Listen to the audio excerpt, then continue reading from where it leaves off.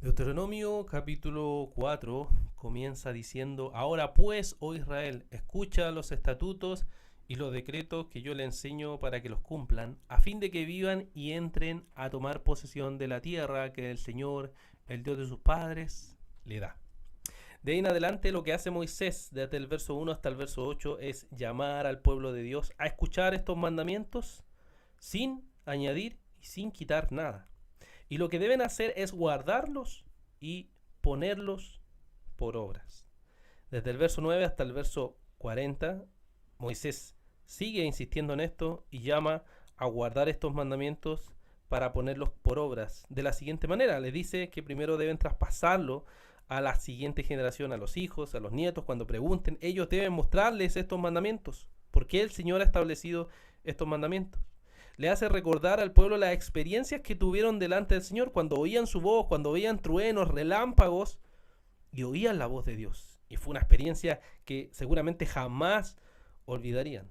Pero les recuerda y les dice que no vieron ninguna figura de Dios. Simplemente escucharon eso.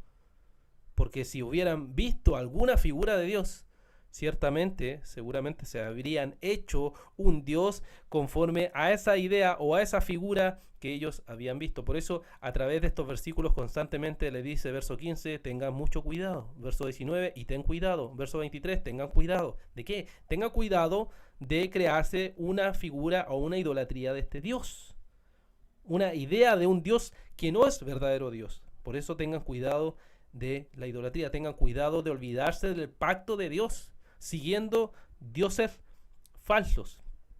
Y aún así Moisés, inspirado por supuesto por el Señor, les muestra lo que va a suceder. Este pueblo se va a ir en pos de idolatría. Este pueblo va a adorar falsos dioses y el Señor entonces va a ejecutar su juicio contra ellos. Y les muestra lo que va a pasar, como el Señor dice, verso 27, los dispersará entre los pueblos y quedarán pocos en número entre las naciones a donde el Señor los llevará y van a sufrir. Pero en el verso 29 les dice, pero desde ahí buscarás al Señor tu Dios y lo hallarás y lo buscas con todo el corazón y con toda tu alma. Entonces el Señor va a mostrarse como un Dios compasivo, verso 31. No te abandonará, ni te destruirá, ni olvidará el pacto que juró a tus padres. Y les muestra cómo entonces será la restauración futuro si ellos verdaderamente se arrepienten de su pecado. Desde el verso 41 hasta el verso 49 tenemos el establecimiento de las ciudades de refugio, que eran lugares donde iban aquellos que habían matado de forma no intencional y entonces podían ir y refugiarse ahí hasta que muriera el sacerdote de aquella época. Termina el capítulo haciéndonos toda una recapitulación y un resumen de todo lo que había estado sucediendo en los capítulos anteriores. Y en el verso 49 dice, con todo el Arabá al otro lado del Jordán, al oriente, hasta el mar de Araba, al pie de las laderas del monte Pisgah, donde concluye entonces este gran sermón de Moisés. ¿Qué podemos meditar, hermanos, acerca de este capítulo? Lo primero es que escuchar la voz de Dios significa guardar y obedecer los mandamientos del Señor. Escuchar esta voz del Señor no es simplemente escuchar intelectualmente lo que la palabra de Dios dice, sino que nos manda a guardar y a obedecer estos mandamientos, o sea, a poner en práctica. El libro de Santiago nos dice que aquel que oye los mandatos y no lo hace es como aquel que se mira en un espejo y simplemente después se olvida, no tiene ningún sentido. No seamos pues simplemente oidores de la palabra, sino hacedores de la palabra de Dios, nos recuerda el libro de Santiago. Y eso significa escuchar la voz de Dios, es obedecer los mandatos del Señor. Realmente obedeces lo que escuchas, lo que se enseña, lo que se predica, lo que entiendes, lo que estudias. ¿Realmente aplicas la palabra de Dios o eres simplemente un hipócrita fariseo, que aquellos que escuchaban y repetían la ley, pero en verdad no obedecían nada de la palabra de Dios?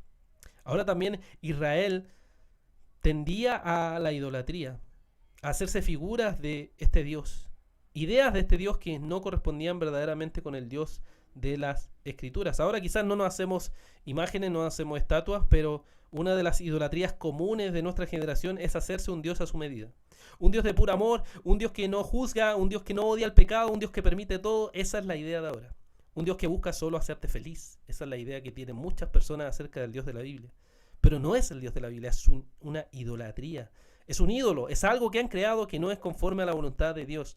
Y debes por tanto arrepentirte y examinar bien la palabra de Dios para ver si el Dios que tú estás adorando es el Dios de la palabra. Porque si no, estarás condenado. Irás a condenación al infierno por no adorar verdaderamente a este Dios que tenemos en la palabra de Dios. Y también podemos meditar en algo muy hermoso que vemos en este capítulo, y es que Dios sabe el futuro y Él sabe que pecaremos, Él sabe que fallaremos.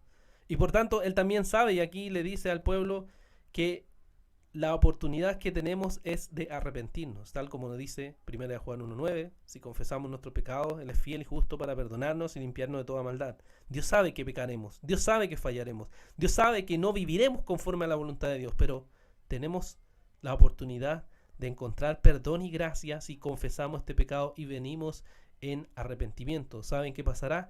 Dios no nos abandonará, porque Dios es fiel, porque Dios es compasivo, porque Dios no va contra su palabra, porque Dios es fiel a su pacto, no como nosotros, y por eso envió a su Hijo Jesús, el cual murió una vez por nosotros y ahora nos ofrece perdón y arrepentimiento si creemos y confiamos en el Evangelio toda nuestra vida.